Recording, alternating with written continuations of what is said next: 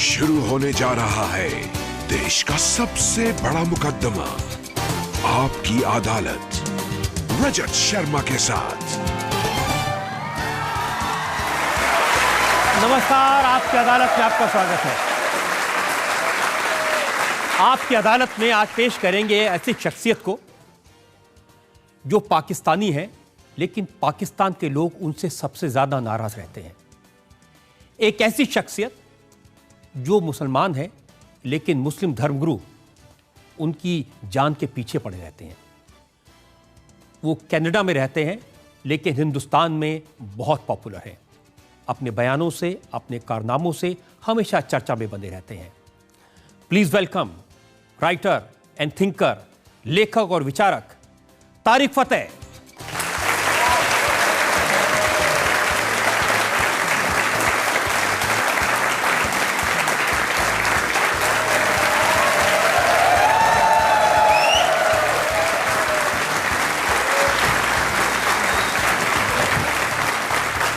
आपकी अदालत में आज के इस खास शो के लिए हमारे आज के जज भी खास हैं। जाने माने शायर मुनव्वर राना,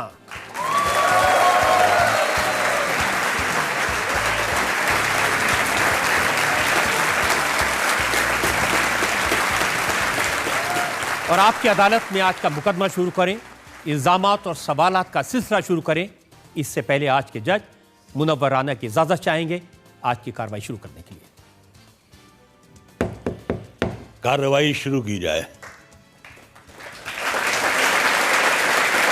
और इससे पहले कि मैं इल्जाम लगाऊं, सफाई मांगूं तारिक फतेह साहब से, एक नजर डालेंगे तारिक फतेह के जर्नलिस्टिक और पॉलिटिकल करियर।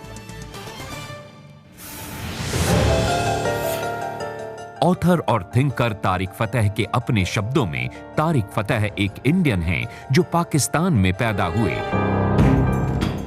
एक पंजाबी हैं जिसने इस्लाम में जन्म लिया, कनाडा में एक इमिग्रेंट हैं जो मुस्लिम समाज को जगाने का काम करते हैं। तारिक फतेह कहते हैं कि वो एक मुस्लिम हैं जिसके पुरखे हिंदू थे। तारिक फतेह पाकिस्तान के क्रिटिक हैं। उनकी स्पीचेस पर पाकिस्तान में पाबंदी है। 1960 और 1970 के दशकों में तारिक फतेह को पाकिस्तान में जेल जाना पड़ा था। 1977 में तारिक फतेह पर पाकिस्तान में देशद्रोह का चार्ज लगा था। 10 साल सऊदी अरब में रहने के बाद तारिक फतेह कनाडा में बस गए। कनाडा में तारिक फतेह कॉलम और किताबें लिखते हैं, एक टॉक शो करते हैं, अपने बयानों से चर्चा में बने रहते हैं। भारत में तारिक फतेह काफी पॉपुलर हैं क्योंकि वो पाकिस्तान के सबसे बड़े आलोचक हैं। आपकी अदालत में तारिक फतेह अपनी पैरवी खुद करेंगे। तो मुकदमा शुरू होता है। आपकी अदालत में पहला इल्जाम तारिक फतेह पर। आपकी अदालत में राइटर और कमेंटेटर तारिक फतेह पर इल्जाम है कि पाकिस्तान की नजर में ये इंडिया के एजेंट हैं। अब तारिक साहब, आप पाकिस्तान में पैदा हुए, वहां की मिट्टी में खेले, वहां पढ़े बड़े हुए, लेकिन हर बात पे, और ये इल्ज़ाम मेरा नहीं है, पाकिस्तान के लोगों का है, हर बात पे आप पाकिस्तान के बारे में कुछ न कुछ कमेंट करते हैं। अब देखिए, रिसेंटली इंडियन आर्मी ने पाकिस्तान में जाकर के सर्जिकल स्ट्राइक्स किए, पूरा पाकिस्तान शॉक्ड है, लेकिन आप ताली बजा रहे हैं, आप कह रहे हैं वाह बड़ा अच्छा किया। मैं आपको करेक्ट कर लूं कि हिंदुस्तान ने पाकिस्तान पे हमला नहीं किया। हिंदुस्तान ने उस सरजमीन पे हमला किया जिस पे पाकिस्तान ने ऑक्यूपेशन की हुई है। हिंदुस्तान का इलाका गिलगित बल्तिस्तान का।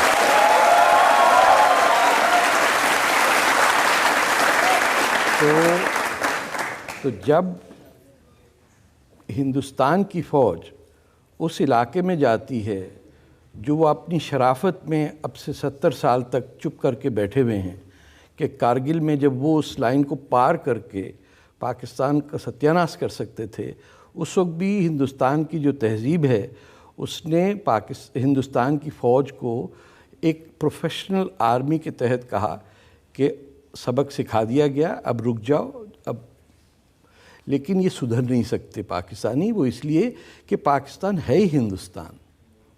दरियाए सिंध पाकिस्तान में बहता है, गंगा में नहीं बहता।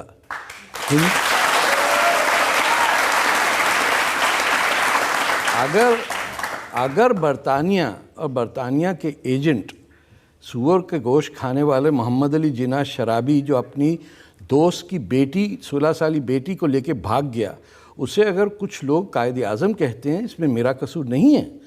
आपने बर्दाश्त कर लिया क्योंकि उसके सूट अच्छे थे। हम क्यों बर्दाश्त करें? हम तो नहीं पैदा हुआ, हमारी तो मजबूरी थी कि हमें हमारे वालिद और दादा और परदादा और परनाना जो 5000 साल से हम हिंदुस्तानी हैं, आपने बॉर्डर की लाइन खींच दी और कह दिया कि अब तुम पाकिस्तानी हो। पाकिस्तान किस चीज़ का? पाक क्या चीज़ है? अफ़गानिस्तान होता है अफ़गान के मुल्कों का, कज़ाकिस्तान है कज़ाक के मुल्कों का, बांग्लादेश है बंगालियों का। पाकिस्तान क्या है? नापाक लोगों की जगह है। मैं कहता हूँ आपको, देखिए, इसीलिए आपकी बातों से पाकिस्तान के लोग खफा होते हैं। अब नवाज शरीफ साहब कह रहे हैं कि हिंदुस्तान ने कोई सर्जिकल स्ट्राइक की नहीं। देखें, जो मुल्क झूठ पे बना और नफ़रतों पे उसकी बुनियाद रखी, और वो नफ़रत ये थी कि सबसे पहले हिंदुस्तान का जो इस्लाम था, जिसे मैं वैदिक इस्लाम कहता हूँ, जिसमें अमन और शांति और हिंदू के साथ भाईबंदी का था, उसको तोड़ने वाले अवध के वो नवाब और यूपी और बिहार के वो नवाब जिनकी डंडी उड़ने वाली थी जमहूरियत के चक्कर में, उनको पाकिस्तान बनाना था तो नेपाल के कई सरहदों पे बना लेते। ये जो आपने जाके बनाया जहाँ कांग्रेस की हुकूमत थी, बादशाह खान की, जहाँ पंजाब में मुस्लिम लीग हारी, जहाँ सिंध के अंदर चीफ मिनिस्टर को जहर दे के मार दिया अल्लाह बख्श उमरों को, जो बलूचिस्तान आज़ाद मुल्क था उस पर पाकिस्तान फ़ौज ने कब्जा कर लिया। तो पाकिस्तान तो इज़ एन एक्रोनिम, पाकिस्तान मुल्क तो नहीं है, पाकिस्तान तो एक जहनीत है। वरना मुझे बताइए तारीख़ में कौन लोग कहलाते हैं पाक? या तो हम सब पाक हैं या सब नापाक हैं। पाकिस्तान मुल्क नहीं है सर।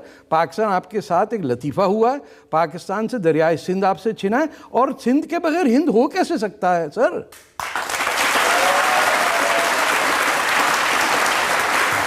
तो आप ये कह रहे हैं कि ये जो सर्जिकल स्ट्राइक किया ये बिल्कुल सही था और थोड़ा और अंदर जाना चाहिए था? नहीं, मैं समझता हूँ, देखें, आखिर मुल्क भी चलाना होता है, हिकमत भी कोई चीज़ होती है, समझदारी भी है। एक तरीका हो सकता है कि आप मनमोहन सिंह बन जाएं, कि आपको अपना गांव याद आता रहे कि मेरा पिंड बड़ा चंगा सी। दूसरा आप होंगे कि लोग कहेंगे चाय वाला आदमी प्राइम मिनिस्टर कैसे बन गया, उसने बना के दिखा दी कि चाय कैसे बनती है और मुल्क कैसे बनता है। तो मैं, पाकिस्तान में दो शरीफ हैं, नवाज शरीफ और राहिल शरीफ, और उनकी शराफत को भी आप नहीं मान रहे। देखिए, मैं दोनों शरीफों का बता दूं। एक वाकई शरीफ है, क्योंकि वो तो फैक्ट्री चलाने वाला, बिरयानी खाने वाला, निहारी खेलने वाला क्रिकेटर था। उसको कौन लेके आया? जनरल ज़ियाउल हक। वो अमीरुल मोमिनीन बनना चाहता था। इनके अपना कुछ भी नहीं है। पूरा पाकिस्तान की दौलत लेके ये पंजाब में अपना बना रहे। इनको पता है पाकिस्तान टूटने वाला है, इसीलिए तमाम पाकिस्तान की दौलत इन्वेस्ट होती है पंजाब में। रोड, रेलवे लाइन, बड़े बड़े महल, अमन की आशा की तमाशा वाली आंटियां जो आती हैं यहाँ पे, ये सब पंजाब कर रहा। आप खेल, आपके यहाँ कौन सा आ गया? कभी आपने बादशाह खान की बेटी को बुलाया यहाँ? बादशाह खान की डॉटर इन लॉ को बुलाया आपने कभी यहाँ? आप किसको बुलाते हैं?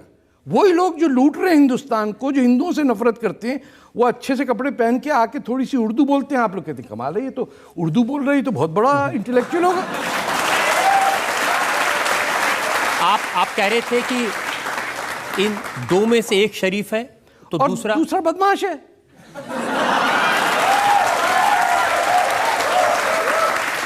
मतलब एक आदमी जिसका जो कमांडर इन चीफ आर्मी का है, वो प्राइम मिनिस्टर को कह रहा इधर आ जा बे, वो आ जाता है तो कहता है सर की करना है? बोला खड़े होकर 3 दफा उठक बैठक लगाओ। कहते उठक बैठक लगाना सर, नौकरी से नहीं निकालना सर, बड़ी मुश्किल से प्राइम मिनिस्टर बनाओ सर प्लीज।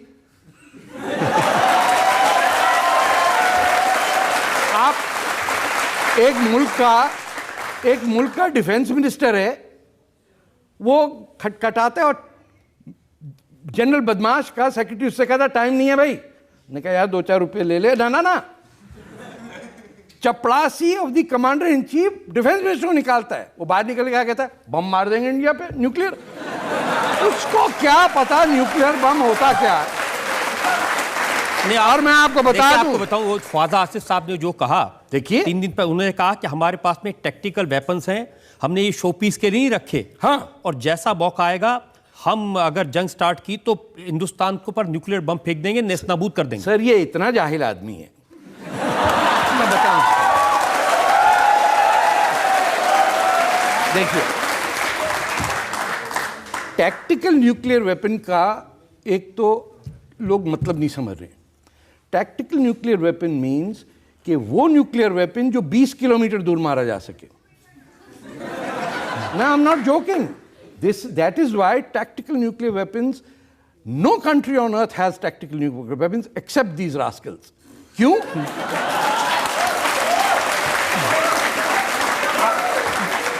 या तो इसको पता नहीं है कुछ और ये अपनी जमीनों की वजह से डिफेंस मिनिस्टर बना, या हमारी बदनसीबी के हमारे पड़ोस में इस किस्म के पागलखाना बना हुआ है कि just imagine what he's saying. We can use it. But he can use it on his own territory, sir. He is saying कि we will bomb Pakistan. कि अगर इंडिया की फौज आई तो हम अपनी जमीन, इंडिया की फौज का भूटान जाएगी तो मारेंगे। इंडिया की फौज अगर घुसी पाकिस्तान में, कश्मीर तो हम ले ही लेंगे, पाकिस्तान में घुसी तो हम पाकिस्तान को मारेंगे।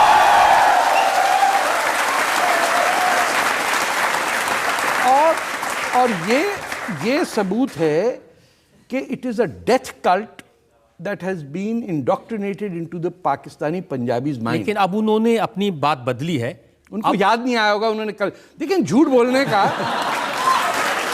मैंने आपसे, अब वो कह रहे हैं कि अगली बार अगर हमला किया तो मारेंगे। वो तो आपके यहाँ लखनऊ में कहते थे इब्की मार, वो पिटता था, पठान मार के चला जाता था। कहता इब्की मार क्या।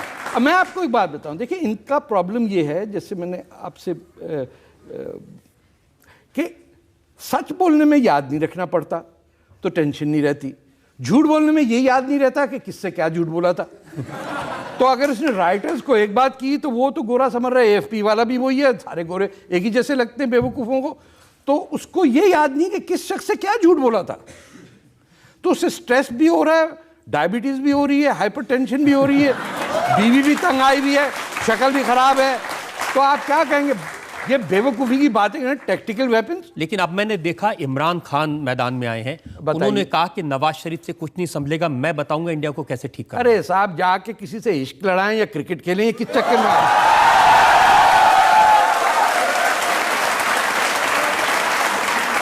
हमारे यहाँ पंजाबी में कहावत है, जंग खेड़नी होंदी जनानियां दी। It's a very feminist and misogynist comment, but it applies to this stupid man whose entire life has been to impress upon especially Indian women, क्योंकि वो सब इम्मी आंटी हो जाती, इमरान खान आया है हमारे। मतलब आप बताइए, एक आदमी 62 साल की उम्र में दूल्हा बना और घोड़े पे चल के आया, और फिर तलाक हो गई, लड़की ने फेंक दिया उठा के उसे बाहर, वो फिर बैठा हुआ। भाई आपको अगर 60 साल की उम्र में जब सठिया जाना, ऐसे कहते ना, ऐसे तो नहीं कहते कि बंदा सठिया गया, 60 साल का हुआ सठिया जाता था। आजकल दवाइयाँ अच्छी तो हमारे जैसे लोग जिंदा हैं। तो वो 62 साल की उम्र में बारात लेके जा रहा है। अरे हमारे यहाँ तो पुराने राजा नवाब के 18 साल के बच्चे जाते थे, बल्कि 6-6, 7-7 साल के भी जाते थे कि बड़े होके इनकी शादी होगी। इसको शर्म नहीं है, हया नहीं है, सियासत में आ गया। बेईमान लोग हैं ये। वो पंजाबी हैं जो पश्तो बनना चाहते हैं, जैसे आपका मुशर्रफ दिल्ली वाला है, वो पंजाबी बनना चाहता है। ये वो पंजाबी जो कहते हैं हम अपग्रेड करना चाह रहे हैं, हम पश्तों पठानों की तरह बोलेंगे। This is all nonsense. इनका आइडेंटिटी क्राइसिस है। आप देखिएगा, कोई दिल्ली वाला पंजाबी एक्सेंट में कभी किसी ने बात की है? कोई दिल्ली से है यहाँ? सारी तो कोई आप पंजाबी एक्सेंट से बोलेगा? कोई भी नहीं। ये मुशर्रफ कहां से आ गया पुरानी दिल्ली से, पाकिस्तान में अंग्रेजी बोलता है पंजाबी एक्सेंट में? सब झूठे हैं। अगर इनमें अभी मुशर्रफ साहब ने ये सर्जिकल स्ट्राइक्स हुई, उसके बाद मुशर्रफ साहब का तो ये कहना है कि अगर मैं होता तो मैं ठीक कर देता। अरे तुम होते मुशर्रफ तो ज्यादा से ज्यादा अकबर बुगटी का खून करते। ये मुंह और मसूर की दाल, 80 साल के आदमी को गार में पॉइजन गैस से मार दिया तुमने, पाकिस्तान के नाम पे, इस्लाम के नाम पे। कमर टेढ़ी हो गई, झुक गई, जाके अभी वीडियो चल रहा है आजकल, बेढंगा सा नाच कर रहा है अपनी बीवी के साथ। ना नाचना आता, ना खाना आता। आपने कहां से कचरा भेज दिया पाकिस्तान? इसी को यहीं दिल्ली रखते, कहीं हलवाई की दुकान होती पुरानी दिल्ली में, हमारे यहाँ प्रेसिडेंट बनवा के भेज दिया आपने। लेकिन अगर इसी तरह के लोग रहेंगे तभी तो फिर हाफिज सईद जैसे लोग खुलेआम तकरीर करते हैं और पाकिस्तान की सरजमी पे बैठ के हिंदुस्तान को धमकियां देते हैं। Hafiz Saeed is the prime minister of Pakistan sir.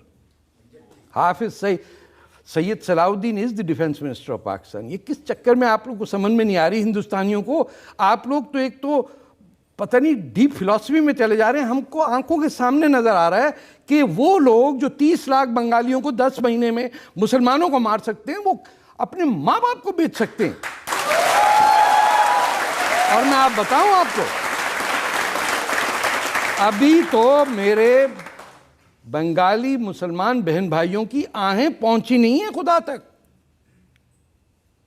जब पहुंचेंगी वो करेगा, तब हशर होगा, देखिएगा। जिसने जिन बच्चियों को रेप किया इस्लाम के नाम पे, उनका हशर एक ही जनरेशन में ख़त्म हो जाता है। अभी देखिए आगे क्या क्या होता है। बलोच बच्चों को मार के जहाज से फेंकते हैं ज़मीन पे, उनकी बच्चियों को रेप कर रहे हैं आप, बस ये कह के कि ये काफिर है। हम तो, हमारी तो तहजीब होती कि बहुत ही खूबसूरत लड़की हो तो कहते थे काफिर हसीना। हाँ, क्या काफिर वो बनाई है निहारी हैं? अब वो काफिर वर्ड को उन्होंने इतना नेगेटिव किया कि बच्चों को मार रहे हैं कि काफिर नहीं है। एक मुसलमान दूसरे को मार रहा है। सीरिया में कोई हिंदू मार रहे हैं मुसलमानों को?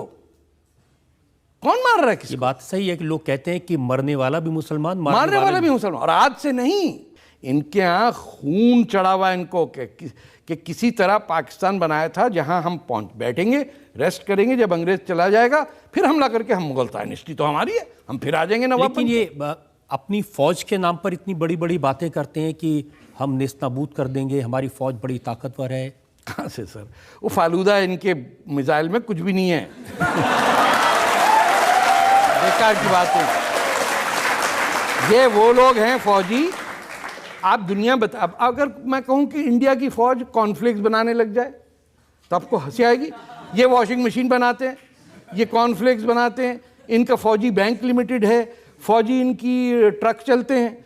हर जनरल जो है जो बेईमानी नहीं करता, he retires as a multi millionaire in US dollars. ईमानदार जनरल, क्योंकि स्ट्रक्चरली ऐसा है कि आप लेफ्टिनेंट से कप्तान हुए 2 बीघा जमीन, कप्तान से मेजर हुए 3 करनाल दे दो। वो साला जब तक कर्नल पहुंचता है उसके पास 200 एकड़ जमीन आ जाती है। ये लॉज में लिखा हुआ है। आपने एक सारी जो आर्मी के जनरल्स हैं इनके पास में बहुत जमीनें, बहुत sir, hundreds of millions of dollars in Swiss bank accounts. Just General Kayani, the last head of the ISI. You think कि आपका जनरल बदमाश शरीफ जो है ये क्यों कर रहा है? इसकी अपॉइंटमेंट एंड होने वाली है। हाँ, सो जंग चल रही, जंग के बीच में कौन करता है अपॉइंटमेंट, रिटायरमेंट? उन्होंने कहा मैं तो तैयार हूं, लेकिन जंग चल रही हिंदुस्तान से तो आप रिन्यू कर दीजिए। वो बेवकूफ रिन्यू नहीं करेगा, उसकी तो वैसे हवा खारिज हो जाती है कि अरे बाप रे बाप जनरल आ गया, माई बाप माफ कर दो। He'll renew that. This is being done by them to get that man a renewal. ये लोग कहते हैं उसका भाई मर गया था 65 में तो बदला ले। नहीं भैया, ये पाकिस्तानी पंजाबी जनरल, इनको सिर्फ US डॉलर नजर आता है। ये पाउंड स्टर्लिंग में भी खुश नहीं होते। सऊदी रियाल भी जो इनको मिलता है ना खैरात ज़कात में भिखारियों की तरह, वो कन्वर्ट करा के वहाँ भेजते हैं America Sharif.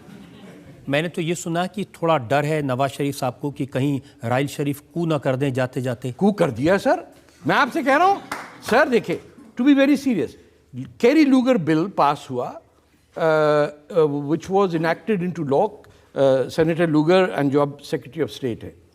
The US Congress determined, it's a law, the moment Pakistan's military takes over the affairs of government in Pakistan, automatically, not with a discussion, all US transfers of fund to Pakistan will come to an end.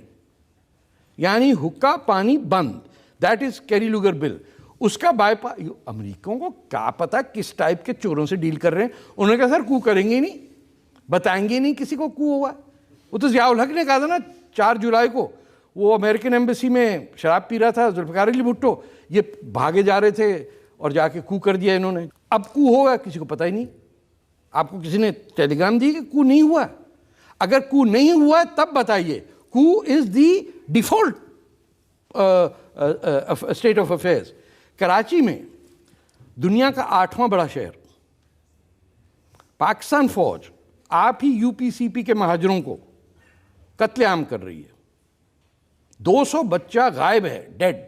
Karachi का mayor पिछले 3 महीने से jail में. आपने खबर सुनी कभी? कभी टाइम्स ऑफ इंडिया कहीं किसको पीड़ी नहीं है इस बात की? वो कहते हैं अनाउंस नहीं हुआ. अरे अनाउंस नहीं हुआ. कराची का मेयर ऐसे है, केजरीवाल साहब को जेल में बंद किया और किसी को पता ना हो. ये मुमकिन है? नहीं. आप ढूंढ रहे हैं कि वो कि लाहौर है पाकिस्तान. लेकिन हमारे प्रधानमंत्री तो कोशिश कर रहे थे नवाज शरीफ साहब से दोस्ती करने की, उनको यहाँ बुलाया, उनके यहाँ चाय पर गए. देखें, कभी तो चोर को ले जाना पड़ता है ना, to prove the point. Prime minister Modi has played his cards well. उन्होंने कहा कि भाई हम आपके तरफ हमेशा से, हर प्राइम मिनिस्टर ने गुडविल शो की है. जवाहरलाल नेहरू ने, इवन शास्त्री साहब ने, बाद में इंदिरा गांधी ने तो सब कुछ जीत के लुटा के दे दिया पाकिस्तान को 90,000 फौजी. इंडिया की पॉलिसी है to contain any tension with Pakistan and grow economically through the trade routes to Afghanistan and all that. Pakistan की डिफ़ॉल्ट पॉलिसी है कि दिल्ली पे फिर से कब्ज़ा और मुग़ल सल्तनत हम बनाएंगे, और वो हाथ में लोटा मुंह में पान लेके रहेंगे पाकिस्तान. सारे भाई लोग फिर दिल्ली की तरफ चलेंगे और राज करेंगे. और मियाँ आपको तो पता है कि एक मुसलमान 10 हिंदुओं को मार देता है यूं ही करके, चटाक करके. उसी में हर पाकिस्तानी पंजाबी बिलीव करता है. फिर पिट के आ जाता है, कहता है यार ये किस गलत किस्म का हिंदू मिल गया होगा तुम्हें. उन्हें कहा नहीं भाई वो तो पारसी था, मानिक शाह. अच्छा वो कौन? अच्छा वो सिख था. अरे वो हिंदू था ही नहीं कोई वहाँ इस पाकिस्तान में. लेकिन 3 बार जंग में हारे तो भी समझ नहीं आई. याददाश्त कमजोर है ना. तारिक फतेह साहब, और भी इल्जामात मेरे पास में. हम एक ब्रेक के रुकेंगे और ब्रेक के बाद आपकी अदालत में तारिक फतेह पर इल्जामात और सवालात का एक और. जब उनसे पूछते हैं वो कहते हैं चाहे वो पठानकोट का हमला हो, चाहे वो उरी का हमला हो, हमने किसी को नहीं भेजा, ये हिंदुस्तान ने अपने आप ही हमला. हाँ, आसमान से फरिश्ते उतर आए.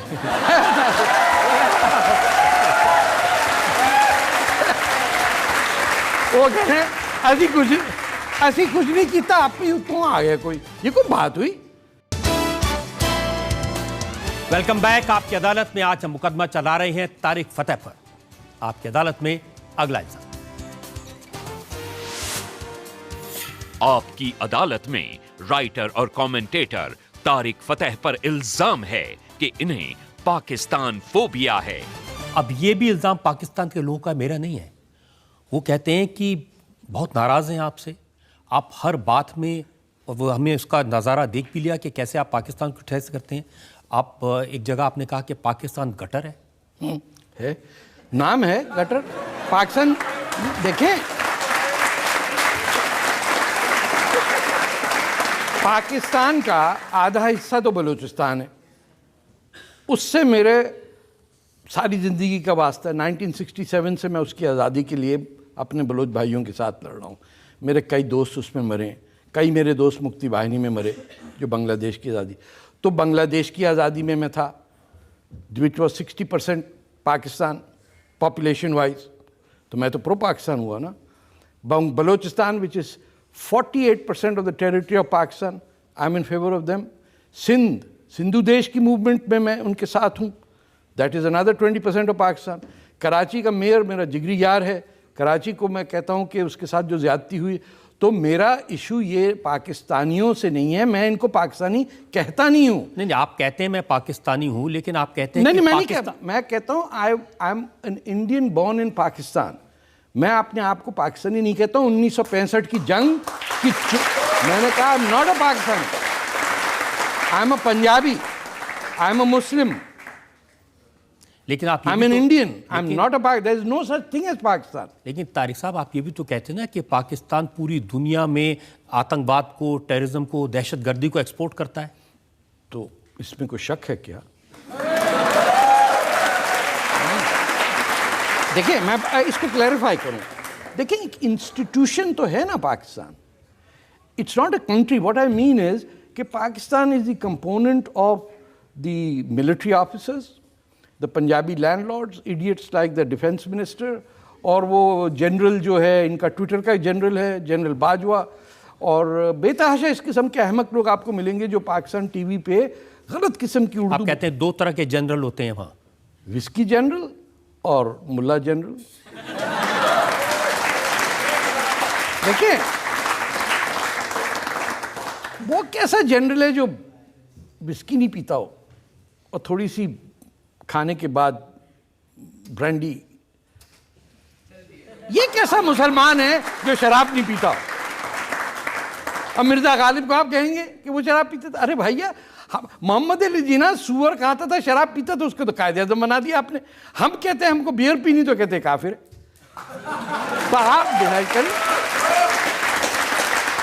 लेकिन अगर पाकिस्तान के लीडरान की बात सुने तो नवाज शरीफ साहब या राहिल शरीफ, ये सब लोग कहते हैं कि हम खुद टेररिज्म के विक्टिम हैं। अरे छोड़िए साहब, ये इनको देखिए, ये छोटे छुट भैया टाइप के गुंडे नहीं होते हैं जो गुंडों के गुंडे होते हैं।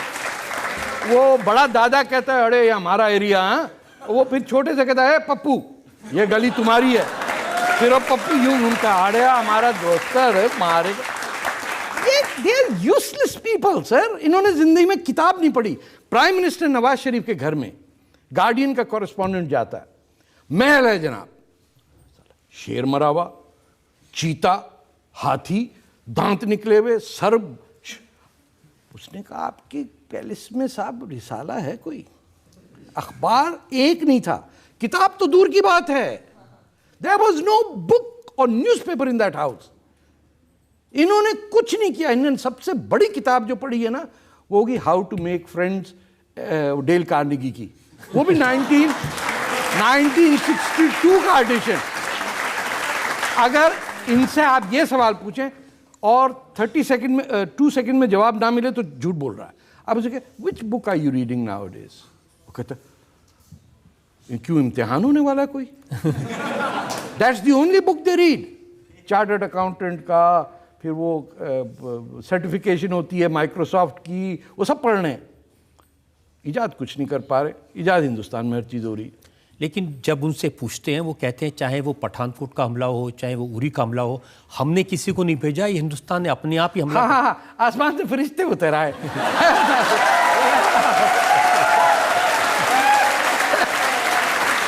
वो कह रहे हैं ऐसी कुछ नहीं किया, आप ही उतों आ गया कोई। ये कोई बात हुई?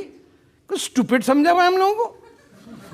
ये मतलब हिंदुस्तान के लिबरल लेफ्ट वाले लोग मानते होंगे हमने इनको आंखों में देखा, आंखों में आग डाल के। ये तो प्राइम मिनिस्टरों को हैंग करने वाली कौम है। एक लियाकत अली खान किसी के बम फाड़ देते हैं, अपने प्रेसिडेंट्स की, अमेरिकन एम्बेसडर समेत जनरल जिया को उड़ाया, वो जुल्फिकार अली भुट्टो को उड़ाया, बेनज़ीर भुट्टो को उड़ाया। इनका तो एक्स्ट्रा वो करिकुलर एक्टिविटी नहीं होती है ना। फिजिक्स पढ़ लिया, मैथ पढ़ लिया, इंग्लिश पढ़ लिया, आप जाओ फुटबॉल खेलो। ये एक्स्ट्रा करिकुलर एक्टिविटी में मार रहे हैं आजकल। अब देखिए, बांग्लादेश से 90,000 कैदी आए, इंदिरा गांधी ने तोहफा दे दिया। इन्होंने क्या किया उन 90,000 लोगों? उन्होंने कहा जाओ यार, उन्होंने कहा सर सानू लोग की मार रहे हैं, असी की करिए, उन्होंने कहा सर 2 साल से बैठे इंडिया ने कोई हमें पिस्तौल नहीं चलाने दी। उन्होंने कहा अच्छा सबको सब बलूचिस्तान भेज दो। 73 में the same murderers of Bangladesh started killing इन बलूचिस्तान, जो 73 to 75 वहाँ वॉर हुई। आप बलूचिस्तान की बात करें ना, लेकिन पाकिस्तान की सरकार कहती है कि बलूचिस्तान में तो इंडियन की इंटेलिजेंस एजेंसी रॉ वाले सब कुछ गड़बड़ कर रहे हैं। करें क्यों, वो तो इंडिपेंडेंट कंट्री है, उनकी मर्जी है। आपने ऑक्यूपाई किया ना। मोहम्मद अली जिन्ना ने 90 पाउंड अपना वजन सोने का तराजू में बैठ के बुड्ढे ने दिए कि 1936 में तुमको आज़ादी चाहिए Kalat as an independent state. उसने कहा हाँ सर, तो मेरा वजन जो है उतना सोना दे दो मुझे। ये उस गरीब लोगों का 90 पाउंड 24 कैरेट गोल्ड खाने वाला आदमी फिर अपनी बहन को कहता है 10 मिलियन रुपए का वो दो, हीरे जवाहरात का। बहन भाई दोनों लूट के ले गए। Balochistan was an independent state by the Cripps Commission on August 4th, 1947, before India and Pakistan. जब ये सब हो गया तो उसने कहा अब आपको मैं फौज भेज रहा हूँ इन्वेट करने को। उन्होंने कहा सर आप तो हमारे वकील थे।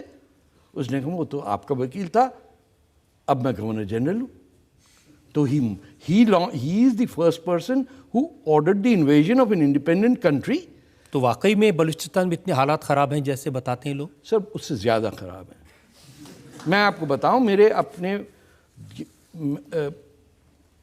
और ऐसे कि मेरे एज ग्रुप का कोई बलोच अब एक्टिव नहीं है, क्योंकि आपके नवासे को उठा के ले जाए, आप पहाड़ों में लड़ रहे हैं, आपकी बीवी को उठा के ले जाए, बोले अब 2 आदमियों ने आज रेप किया, आप नहीं आए तो 2 और करेंगे, तो आ जाइए आप सरेंडर करने। वो जैसे ही आते उसको शूट करके मार देते हैं, वो फिर रेप कैंप में चली जाती लड़की। तो जो बांग्लादेश में किया पाकिस्तान फौज ने, आज वो बलूचिस्तान में कर रही, क्योंकि पाकिस्तान की फौज और कुछ कर ही नहीं सकती। लेकिन ये बताइए कि पाकिस्तान के लोग इतने आपसे क्यों नफरत करने लगे हैं? नहीं करते सर, पंजाबी मुसलमान करता है और वो उसको करना भी चाहिए, क्योंकि मैं उनकी I am from them, I know the truth, और मुझे सच बोलने की आदत है। उनको झूठ सहने की वो आदत पड़ गई। इसलिए कि वहां पर 2-2 बार जेल में रखा आपको? नहीं, मुझे जेल तो कराची में था, फिर मच बलूचिस्तान में था, उससे पंजाब का कोई ताल्लुक नहीं। पंजाब के पे इल्ज़ाम ये है कि ये वाहिद दुनिया के 400 नेशनैलिटीज़ में, 200 मुल्क और 200 और माइनॉरिटी ग्रुप्स में, it's the only people who band their own language. Punjab के एक स्कूल में पंजाबी नहीं पढ़ाई जाती। पंजाब के मिडिल क्लास के फैमिलीज शर्मिंदा रहती हैं कि उनका बच्चा किसी के सामने पंजाबी बात ना कर ले। मुझे ये पता चला कि जब आपको कैंसर था, आप हॉस्पिटल में थे, तो दुआ पढ़ी जा रही थी कि ये जिंदा ना बचें। हाँ, वेबसाइट थी, उस पर आप क्लिक करें तो वो अरबी में एक दुआ आती थी कि या अल्लाह इस मोटे से आदमी को उठा ले। अच्छा, मैंने कहा कि भाई वो कर रहे हो, वो सुन नहीं रहा है, वो ऊपर वाला is an long leave of absence. नहीं, भगवान का बहुत बहुत शुक्र है कि आप ना हमारे साथ है सर। वो इस मामले में हम भगवान हमारे साथ है, क्योंकि अगर उनके साथ होता तो मैं मर चुका होता।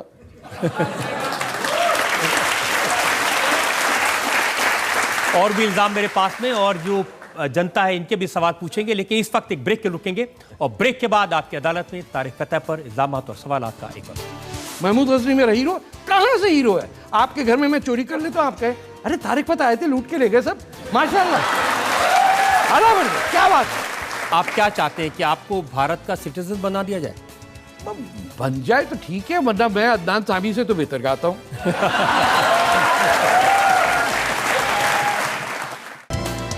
Welcome back. आपकी अदालत में मुकदमा चला रहे हैं तारिक फतेह पर। आपकी अदालत में अगला इल्जाम। आपकी अदालत में राइटर और कमेंटेटर तारिक फतेह पर इल्जाम है कि ये जहां जाते हैं वहां माहौल खराब करते हैं। अब देखिए, अब तक तो मैं आपको पाकिस्तान के इल्जामात बता रहा था, वहां के लोगों की शिकायतें बता रहा था। हमारे Ghulam Nabi Azad, leader of the opposition Rajya Sabha, उन्होंने कहा कि ये आदमी जहां जाता है माहौल खराब कर देता है, ऐसी बातें करता है, लोगों को भड़काता है। क्या कहूं उनसे?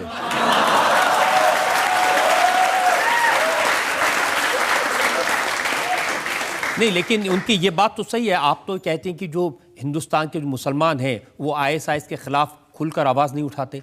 आईएसआई के खिलाफ नहीं, हिंदुस्तान के मुसलमानों पे मुझे ये गिला है कि वो दुनिया की सबसे आज़ाद मुल्क में रहते हुए जो हिंदुस्तान की प्रोग्रेस है, मैं चाहता हूँ कि ये भी उसी तरह जैसे फरीद ज़करिया हैं या सलमान रुश्दी हैं हिंदुस्तान के मुसलमानों में आगे आके नज़र आ रहे हैं। एक रिवाज निकला है कि अब सबको बुर्का पहना दो, और जब माएँ बुर्कों में बंद रहती हैं तो उनके बच्चे भी उतना ही विटामिन डी डिफिशिएंसी में रहते हैं। वो कवानीन जो सऊदी अरेबिया की तेल की वजह से हिंदुस्तान पहुँचे हैं, जो उनके मौलवियों को तनख्वाहें मिल रही हैं, जो पैसा आ रहा है बाहर से, उससे हमारे मुसलमान, हिंदुस्तान के मुसलमान जो अरूज पे पहुंच सकते हैं, क्योंकि they are not the deprived class, ये तो रूलिंग क्लास है। 800-900 साल मुसलमान ने यहाँ हुकूमत की, को हम दलितों की बात नहीं कर रहे। तो वो अपने ही हाथों में क्यों जंजीरें डाल रहे हैं? इसलिए कि जो लोग उनको सिखाने वाले हैं, अब जाकिर नायक हैं जी, बहुत फॉलोइंग है उनकी। बताइए, आप उनके बारे में कहते हैं कि इनकी शक्ल ठीक नहीं है, कपड़े ठीक नहीं है। नहीं, मतलब अच्छी शक्ल है, उन्होंने खुद ख़राब की हुई है, मुझे इस पर एतराज़ है। देखिए, मैं ये कहता हूँ कि अल्लाह ताला ने आपको इजाज़त दी कि दाढ़ी और मूछें रखें। ये जो मूछें उड़ाई हुई हैं मुसलमानों ने, ये सलफ़ी इस्लाम का इशारा है, ये जिहादी ताकतों का ताल्लुक़ है इससे, जो हिंदुस्तान में अभी लोग समझे नहीं है। जिसकी मूछ नहीं है और दाढ़ी है, तब समझ लें कि यहाँ गड़बड़ है। देखिए क्या फ़र्क पड़ता है, क्योंकि वो फ्लैग है, दाढ़ी नहीं है। नहीं, मैं बता रहा हूँ, आप कभी कपड़ों पर कमेंट करते हैं? मैं बताऊंगा ना आपको कि अगर आप नाटसी झंडा सर पे पहनेंगे तो आपको लोग नाटसी कहेंगे ना। तो अगर आप इख्वानुल मुस्लिमीन का हिजाब, जिसका हिंदुस्तान से कोई ताल्लुक नहीं, हमारे यहाँ दुपट्टा है, मुसलमान क्या है, हिंदू सिख भी दुपट्टा पहनते हैं पंजाब में, I have no problem, it's a beautiful dress. लेकिन जब से अरबों के पास तेल आया, हिंदुस्तान में जो पूरी आज़ादी की मूवमेंट में मुसलमान औरतें मेवत और इधर उधर से बाहर निकल के आ रही थी, और आप देखिए 1950s में क्या उनकी पार्टिसिपेशन थी, अब क्या होता जा रहा है। अब आए दिन तो इल्ज़ाम लग जाता है। देखिए, आप कौन होते हैं तय करने वाले, कौन कैसे कपड़े पहनेगा, कौन कैसी दाढ़ी रखेगा? मैं बताता हूँ आपको। जब कोई सुसाइड करने वाला है तो आप क्या कहेंगे? You have a choice to jump और नॉट टू जंप।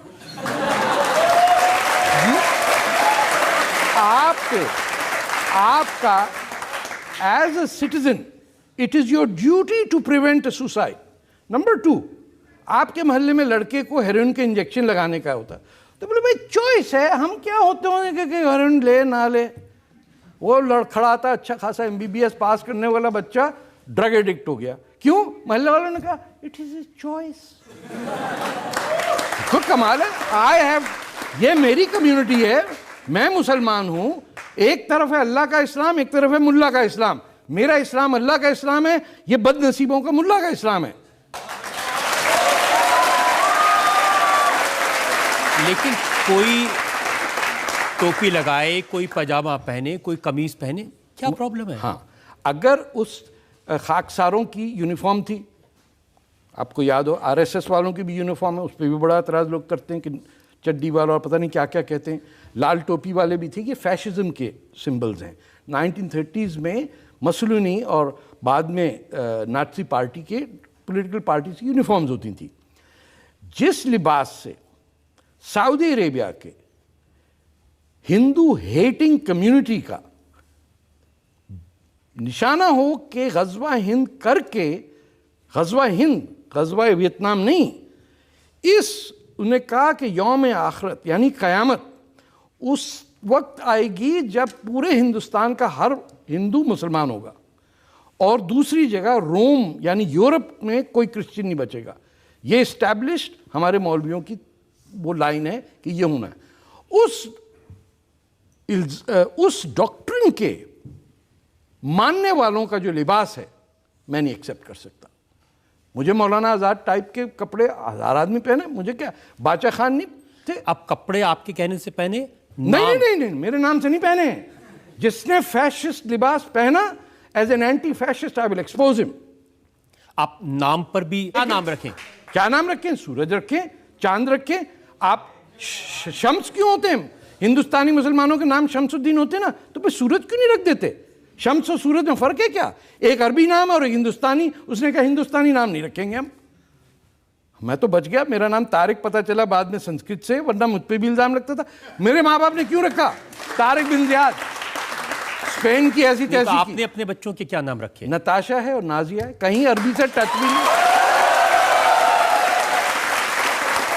हम हिंदुस्तानी हैं साहब, हम पे ये कभी इल्जाम न लगाएं कि किसी अरब के जूता चाटने के लिए हम बैठे हैं। हमने इस देखें, अरब कह सकता है कि जहालत का दौर था। हमारे यहां तो गुप्ता डायनेस्टी 6th सेंचुरी में खत्म हो चुकी थी सिविलाइजेशन, दूसरे आगे चढ़ गए थे। अशोका को गांव में जहालत का जमाना कहेंगे अशोका को? ये कौन बेवकूफ है? चंद्रगुप्ता मौर्य को कह रहे कि गांव जहालत थी, और फिर आगे वो कुतुबुद्दीन ऐबक और जनाब वो बाबर घोड़े पे चढ़ के हमें सिविलाइज करने। कौन होते हैं ये? किसने इजाजत दी इनको यहाँ आने की? कौन है महमूद गजनवी? क्यों नहीं खड़े होके हिंदुस्तान के मुसलमान कहते निकलो यहाँ से? वो कहते गजनी है, महमूद गजनी मेरा हीरो। कहाँ से हीरो है? आपके घर में मैं चोरी कर लेता हूँ, आप कहे अरे तारिक पता आए थे लूट के ले गए सब, माशाल्लाह आला बढ़ गए, क्या बात। लेकिन नाम बदलने का बहुत, आपको तो सड़कों के नाम औरंगजेब रोड मैंने सुना, आपने कहा कि हम मैंने बदलवाया। मैंने अल्लाह ताला से दुआ मांगी कि इस मनहूस आदमी का जिसका नाम औरंगजेब था, जिसने अपने बाप को मारा, भाई को मारा, बेटे को मारा, बहन को उठा के रेड फोर्ट से, जहां मोदी साहब ने तकरीर की, बहन को गर्दन से उठा के फेंक दिया कि तुम्हारा इश्क एक नॉन रॉयल्टी से हुआ कैसे? जिन लोगों को कत्ल की सजा होनी चाहिए थी, फांसी पर टंगना चाहिए था इस्लामिक शरिया लॉ के तहत, उसको आपने कह दिया रजी औरंगजेब। अरे साहब चड्डियां सीता था, उससे 2-2 रुपए आता। इतना झूठ। हमने तो कहा कि हिंदुस्तान के मुसलमान के पास 2 ऑप्शन है, औरंगजेब का इस्लाम या दारा शिकोह का इस्लाम। किसने आके पट्टी पढ़ाई कि दारा शिकोह जैसा शरीफ आदमी, सूफी आदमी, जिसने उपनिषद और कैसे कैसे हिंदुइज्म के वर्क्स को पर्शियन में फिर वहां से फ्रेंच में ट्रांसलेट किया, उसकी गर्दन उड़ा दी एक आदमी ने। कातिल की सजा क्या होती है सर आपके मुल्क में? वो ठीक है 70,000 नमाज जनाजा में भी आते हैं टेररिस्ट के लिए, वो और बात है, लेकिन सजाए मौत होती है ना। तो फिर कैसे बच गया औरंगजेब सजाए मौत के बगैर? कैसे रख दी सड़क उसकी? और कौन थे जो कह रहे थे कि औरंगजेब का नाम ना हटाओ? मेरे साहब के सामने बात तो करें। सत्यानाश हिंदुस्तान का किया इस शख्स ने। अपनी तमाम ब्रिटिश ईस्ट इंडिया कंपनी को बॉम्बे में घेरे में रख दिया था, मकरान की नेवी ने, हमारे बलोचों ने। इसने आके उनको रिलीफ किया, और उसके बाद 1710 में तो खैर ये मर गया, या 1708 में मरा। उससे पहले east India company got a second lease of life. चलिए अब तो खुश हैं कि उसका नाम बदल के ठीक है, अब्दुल कलाम साहब के अब्दुल नाम कलाम भी ठीक है, वो भी हमारे टाइप के मुसलमान हैं, जिसमें कहता हूं माई काइंड ऑफ मुस्लिम। ये तामिल वामिल ये सब सर ये हिंदुस्तानी मुसलमान है, हम अरब नहीं हैं। हमें माफ कर दीजिए, हमारा कोई ताल्लुक नहीं है। हमारे माँ बाप पढ़ पाते सब 5000 साल से, पता नहीं हिंदू वर्ड होता भी नहीं होगा, लेकिन जो भी धर्म था उससे चले आ रहे। हम तो मोहनजोदारो की औलाद हैं सर। हमें अब 5000 साल पहले हम शहर बना रहे, और वो आगे पट्टी पढ़ा रहा है कि नहीं साहब 7वीं सदी से पहले जहालत थी दुनिया में। अरे भैया नहीं थी, तुझे पता नहीं है कि यहाँ क्या कुछ होता है? पहाड़ों के अंदर काट के मंदिर बना दिए हमने। नहीं तो अब आप क्या चाहते हैं कि आपको भारत का सिटीजन बना दिया जाए? बन जाए तो ठीक है, वरना मैं अदनान सामी से तो बेहतर गाता हूं।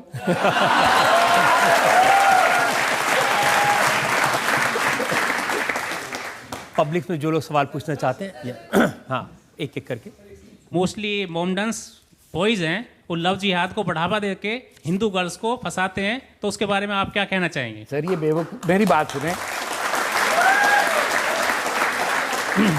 ये बेकार की बात है सर, ये बिल्कुल गलत बात आप कर रहे हैं। मैं आपको बता रहा हूं, हर शख्स की ये राइट है कि उसे किसी और से इश्क करने से रोका ना जाए।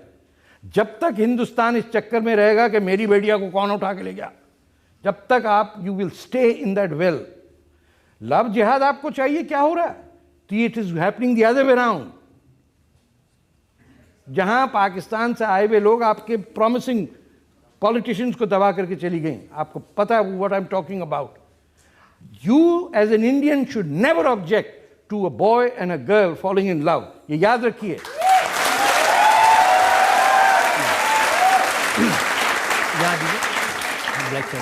सर, मेरा सवाल है कि पूरी दुनिया आतंकवाद से त्रस्त है और पाकिस्तान भी आतंकवाद से त्रस्त है। पाकिस्तानी अपने आतंकवाद को खत्म नहीं कर पा रहे, इसलिए पाकिस्तान में जनमत संग्रह करवा के पाकिस्तान को हिंदुस्तान में मिला दिया जाए। मोदी जी और भारत के लोग पाकिस्तान से आतंकवाद खत्म कर देंगे। आपका क्या विचार है? टेररिज्म पाकिस्तान में नहीं खत्म हो सकती, क्योंकि Pakistan is a terrorist state. आप अगर मतलब फिएट की फैक्ट्री में सिर्फ फिएट बन सकती, मर्सिडीज नहीं बन सकती। चाहता हूं कि अब पाकिस्तान में जनमत संग्रह करा के उसे हिंदुस्तान बना दिया जाए।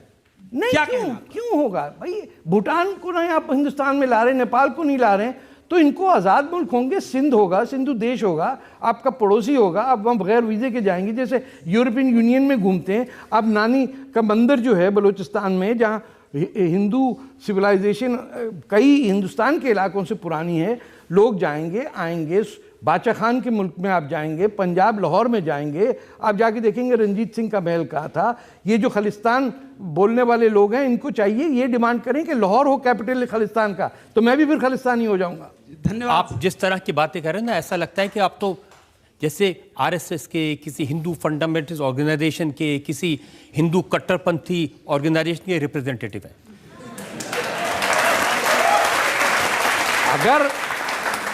अगर सच बोलने का मतलब है कि मैं हिंदू वो नेशनलिस्ट हूं, तो आई प्लीड गिल्टी। मैं तो सिर्फ सच की बात कर रहा हूं। बस सब कुछ आपने कह दिया, भारत माता की जय कहना रह गया। भारत माता की जय।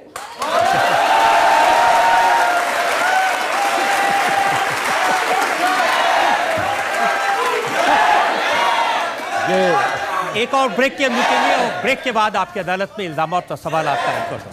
लेकिन ये सब बातें आप जब नरेंद्र मोदी प्रधानमंत्री नहीं बने तो उससे पहले भी कहते थे या अभी कहने लगे? अरे मैं तो शशि थरूर टाइप के पॉलिटिशियंस को, लेकिन अब तो ऐसे लगता है कि जो मोदी करते हैं आप उसको सपोर्ट करते हैं। भाई अगर ठीक काम कर रहा है तो मैं पागल हूं कि ना करूं सपोर्ट? ये क्या बात है? Welcome back. आपकी अदालत में आज हमारे मेहमान हैं तारिक फतेह। आपकी अदालत में अगला इल्जाम।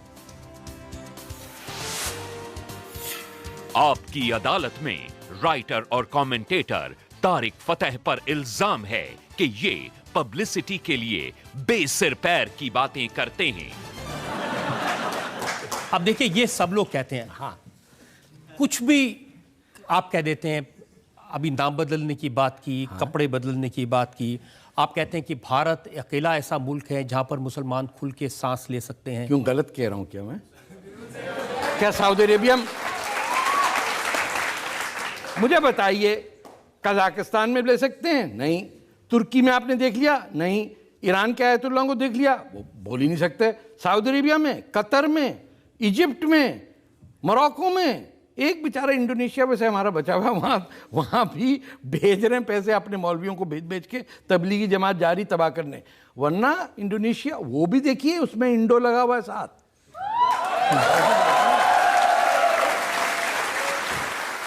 बताते हैं कि लाहौर हिंदू सिटी है। हाँ, ये आपको नहीं पता था?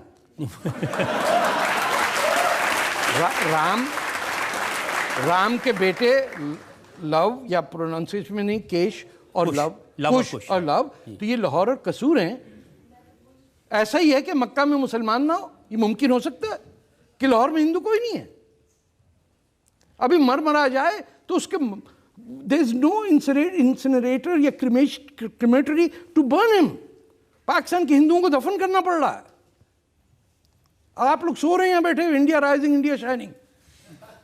देखिए मोहल्ले में क्या हो रहा है, लोगों के साथ ज्यादती। हिंदू मुसलमान का सवाल नहीं है। पाकिस्तान के ईसाई शहरों के ऊपर हमले हुए हैं। ईसाई लड़की ने, आसिया बीबी, कब से है जेल में? आज 7-8 साल हो गए ना। उसको जब गवर्नर गया बचाने के लिए उसको शूट कर दिया उसके बॉडीगार्ड ने। आप किस किस चीज पे आप खामोश रहेंगे सर? यह आपके मोहल्ले में हो रहा है, आपके अपने घर के मोहल्ले में हो ना, आप सड़क पे निकल आए। लेकिन ये सब बातें आप जब नरेंद्र मोदी प्रधानमंत्री नहीं बने तो उससे पहले भी कहते थे या अभी कहने लगे हैं? अरे मैं तो यहाँ आया हूँ जब आपके प्राइम मिनिस्टर मनमोहन सिंह थे, मैंने तो नहीं सपोर्ट किया मोदी साहब को इलेक्शन में। मैं तो आपसे कह रहा हूं कि मेरी रुझान जो है that is left of centre. मैं तो शशि थरूर टाइप के पॉलिटिशियंस को, लेकिन अब तो ऐसे लगता है कि जो मोदी करते हैं आप उसको सपोर्ट करते हैं। भाई अगर ठीक काम कर रहा है तो मैं पागल हूं कि ना करूं सपोर्ट? ये क्या बात है? देखिए मोदी साहब पे जो इल्जामात हैं मुसलमानों के वो झूठ साबित हो गए, वो अभी भी लगे हुए हैं। ओके, जब उन कानूनी तरीके से भी उन पे कोई इल्ज़ाम नहीं है।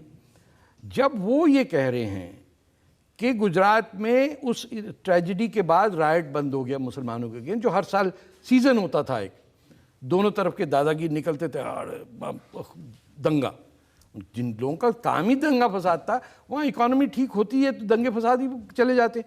अब he is on the right path, he has taken the correct position on Bangladesh. आप देखिए कौन इंडियन प्राइम मिनिस्टर जाके बांग्लादेश में, जो इंडिया का सबसे क्लोजेस्ट एलाय है, लेकिन 90% of Indian don't like Bangladesh. क्यों? कोई गवर्नमेंट की पॉलिसी नहीं है कि हाउ टू अकोमोडेट एक मुस्लिम कंट्री जिसका कॉन्स्टिट्यूशन सेकुलरिज्म बिलीव करता है। 52 कंट्रीज में से एक है, बहादुर प्राइम मिनिस्टर, खटाखट मर्डरर्स को उसने टांग के रख दिया, जो किसी में दम नहीं है वो कर रही है।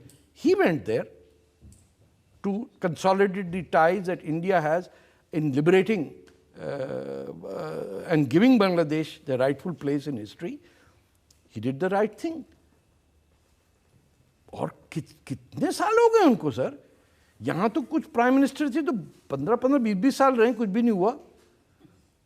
पूरा आपका एजुकेशन सिस्टम तबाह कर दिया क्योंकि आपके बच्चे किसी को हिस्ट्री का नहीं पता।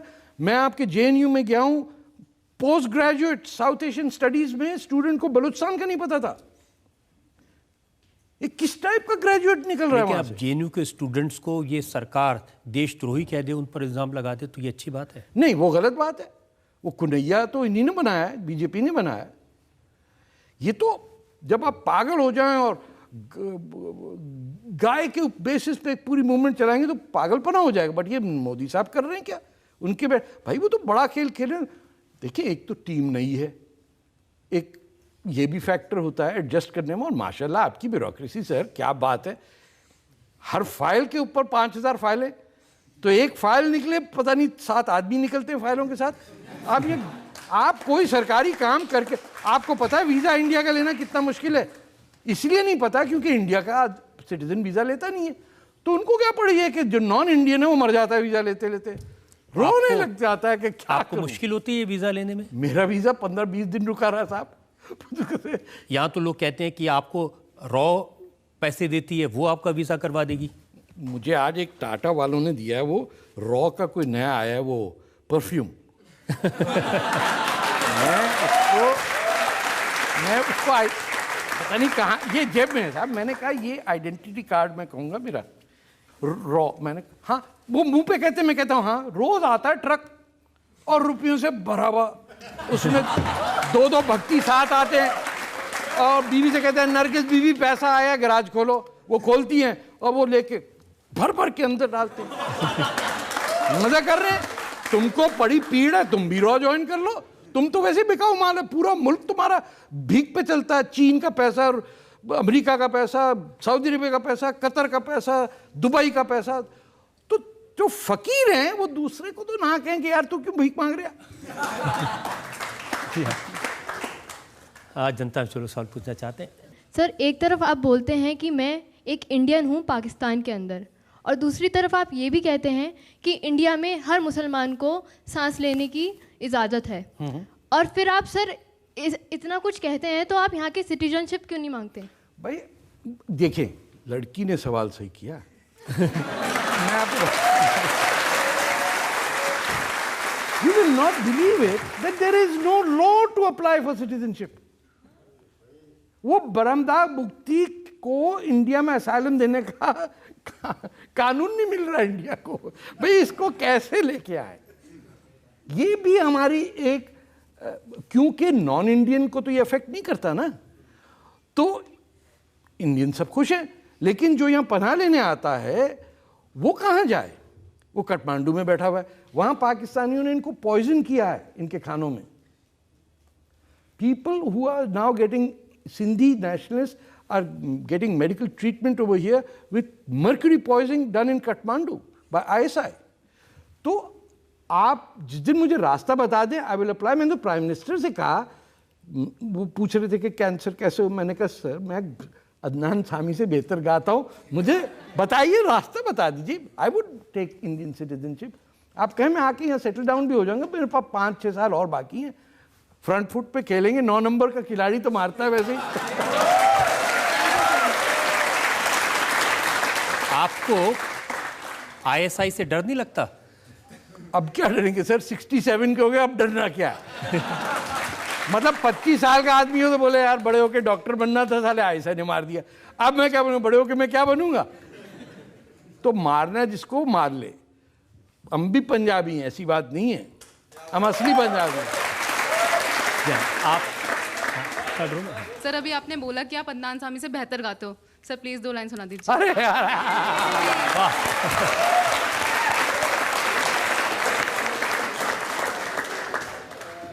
सुना दूं? वाकई जरूर जरूर। ये मैंने अपनी बीवी के लिए गाया था, और ये 19 70s में। ये आप चला भी देंगे टीवी पे? जरूर। Oh my God. अच्छा गा दें? बाकी खड़े होके गाना चाहते हैं, प्लीज गाइए। माइक वाइक दो यार, ताकि हम ऐसे लगे अदनान सामी।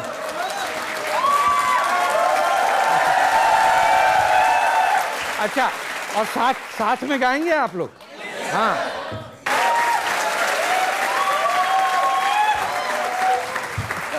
तारिक साहब, हर तरह के इल्ज़ाम हमने लगाए, और जैसा आपका स्वभाव है, अंदाज है आपका, आपने हर चीज़ का खुल के जवाब दिया। हम एक ब्रेक के रुकेंगे, और ब्रेक के बाद सुनेंगे आपकी अदालत में आज की जज मुनव्वर राना का फैसला आज के मुकदमे पर।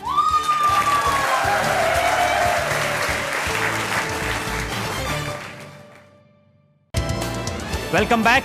आपकी अदालत में आज हमने मुकदमा चलाया कंट्रोवर्शियल तारिक फतेह पर। हमने उनसे पूछा पाकिस्तान के लोग उनसे इतनी ज़्यादा नफरत क्यों करते हैं, इतने नाराज़ क्यों रहते हैं। हमने उनसे पूछा उनके कंट्रोवर्शियल बयानों के बारे में, उनकी ज़िंदगी के बारे में, और ये भी पूछा कि क्या उनको डर नहीं लगता वो ऐसी बातें करते हैं। तारिक फतेह ने, जैसा उनका तरीका है, हर सवाल का बेबाकी से जवाब दिया। अब वक्त है आपकी अदालत में आज के जज जाने माने शायर मुनव्वर राना के फैसले का। एक बहुत मशहूर शेर है ज़फ़र गोरखपुरी का कि कितनी आसानी से मशहूर किया है ख़ुद को, कितनी आसानी से मशहूर किया है ख़ुद को, मैंने अपने से बड़े शख्स को गाली देकर।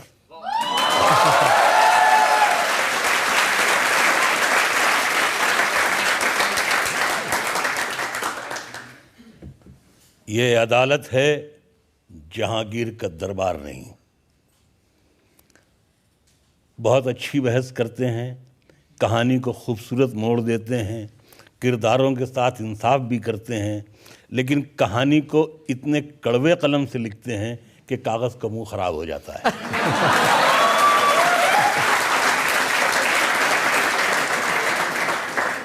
संजीदगी से अचानक हंसी की तरफ आ जाते हैं।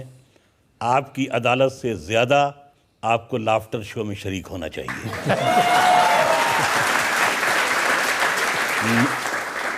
मैं अपने फैसले में सिर्फ ये कहना चाहता हूँ कि आज तक जो भी हुआ उसको भुला देना है। आज से तय है कि दुश्मन को दुआ देना है।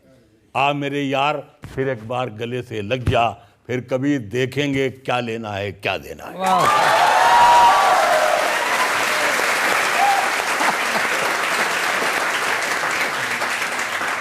इस उम्मीद के साथ, इस यकीन के साथ कि तारिक फतेह इसी बेबाकी से, इसी खुलेपन से अपनी बात कहते रहेंगे, उनके मन में कभी किसी तरह का डर नहीं होगा, खौफ नहीं होगा, और जब भी ज़रूरत पड़ेगी आपकी अदालत में हम उनको फिर से बुलाएंगे। आज का मुकदमा यहीं ख़त्म करते हैं। अगले सप्ताह आपसे मुलाकात होगी एक नई शख्सियत के साथ। तब तक के लिए नमस्कार।